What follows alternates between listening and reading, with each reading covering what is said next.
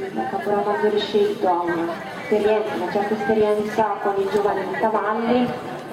è un protagonista anche al campionato italiano Criterium di Augusta in Sicilia, e questo cavallo, Pupillo,